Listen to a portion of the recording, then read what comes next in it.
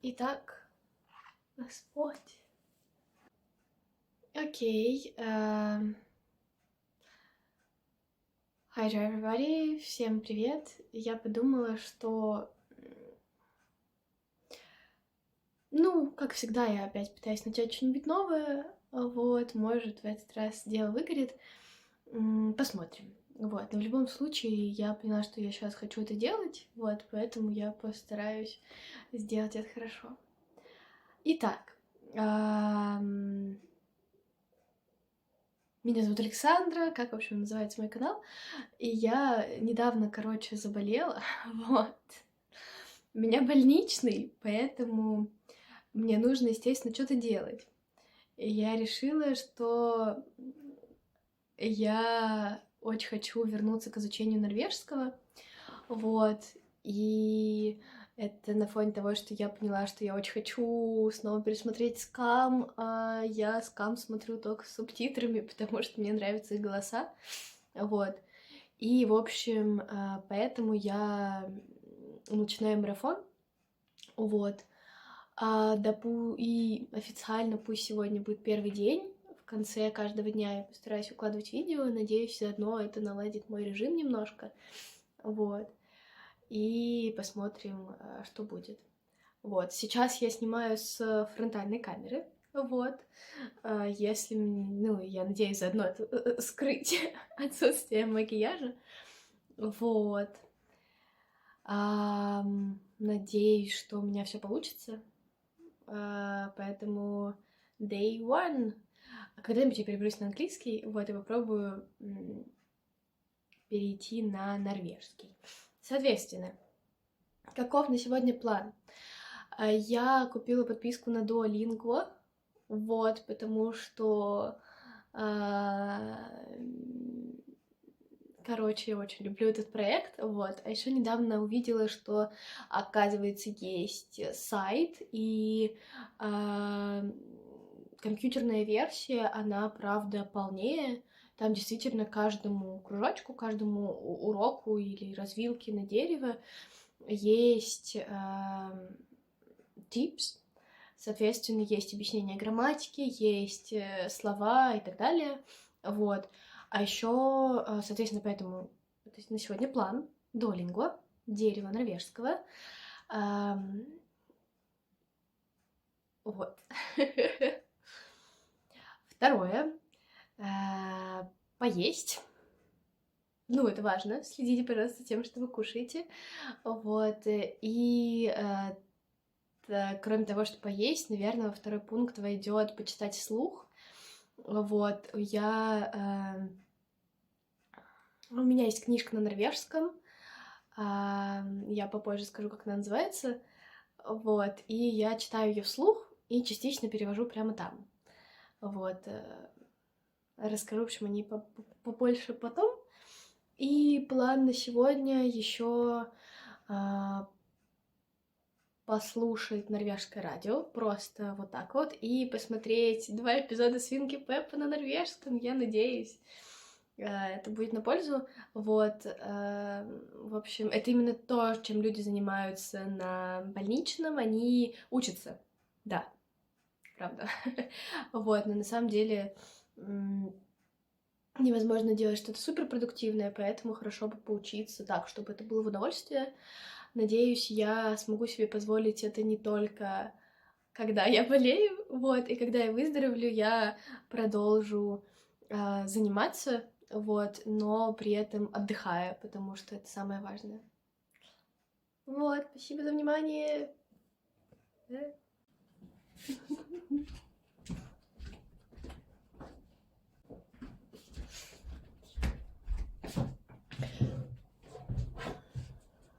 В общем, я решила немножко накраситься, потому что... А чего я на камеру-то без этого? Вот, и я даже, правда, я не знаю, как развернуть все так, чтобы она нормально стояла. Вот, но думаю, и так нормально. Есть ноутбук, почти. Подставить ноутбук получше. Огонь, я надеюсь, что эта штука не грохнется. про книжку. У меня есть вот такая книжка Беата Гримсрюд. Я надеюсь, что это читается так. Я пока не запомнила все правила чтения, вот. И мне она очень понравилась, я решила, что она для детей, но я пока не знаю, о чем она. Вот. И она вроде как бестселлер на норвежском, правда, я без понятия, на каком из норвежских языков она написана, потому что до недавнего времени я учила, в смысле, я знала, что там два букмаль и нюношк, по-моему, букмаль и нюношк, вот так произносится второй вариант, вернее, и, соответственно, букмаль — это ближе к адаптации датского, а нюношк — это что-то вроде микса из местных диалектов, по большей части, ну, это то, как мне объясняли, и букмаль более простой, вот, а как оказалось, есть еще один язык, вот, сами, вроде бы, он будет, называется «О смиге форби en öks», вот, соответственно, проскользнуть мимо топора. Вот так я узнала, что я купила книжку, не совсем для детей, но посмотрим. Окей. Соответственно, вот так выглядит. Очень прикольно. Вот, я думаю, возможно, мне понравился просто желтый цвет.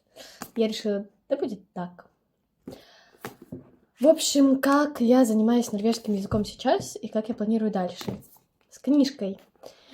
Есть, во-первых, я покупала, чтобы было много места. Вот сейчас покажу между строчек.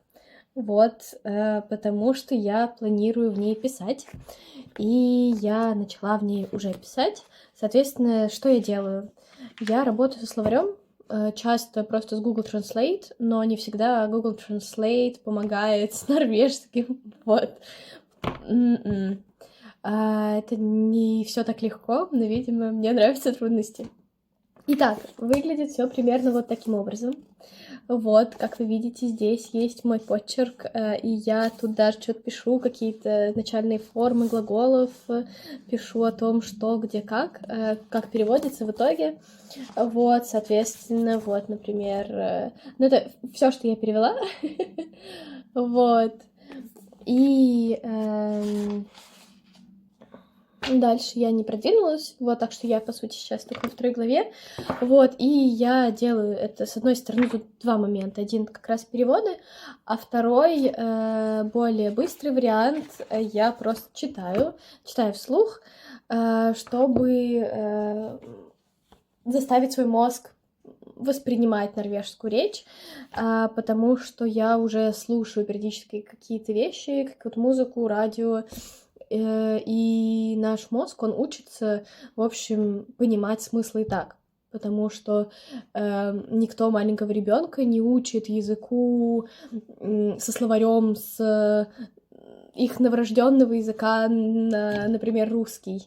Когда вы были совсем маленькие, вас никто не учил, как правильно строить предложение. Вы прежде всего начинаете учиться, потому что вы постоянно находитесь в среде, которая живет по своим правилам, по своим законам. Так мы учимся и культуральным особенностям, и по особенностям поведения, даже тому, что есть любовь.